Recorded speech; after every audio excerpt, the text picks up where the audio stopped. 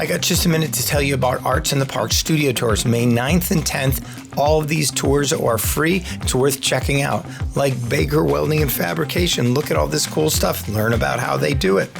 You also have Carol Ketchen and her art gallery is right off Ouachita Avenue. You can learn about her process. You got Crooked Little Studio. Lots of cool stuff there. Got Don Watson going to show you his stuff out in Glenwood. And we'll tell you about where to find the information on this later. Let me tell you about the pottery here with Dryden Pottery, and also Jim Larkin, only a few miles away with Fox Pass Pottery. That's 2 pottery places you could visit this weekend. And what you're seeing here is Gary Simmons' studio. Oh, it's a fun tour. He takes you around, show you the tools he used, what he does. John Fagenkrantz also does the same thing. He's now down on Central Avenue. Dolores Justice with Justice Art Gallery. She's right off Central. So there's lots of places to go. You can pick and choose which ones you want. Dana Mark Cassidy at the Dungeon has some crazy cool stuff. You could check him out.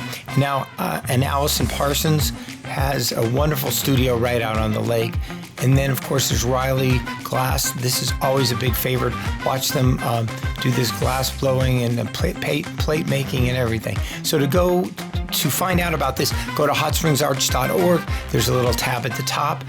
There's so many studios I didn't mention because I didn't have the footage or time, but you get the idea.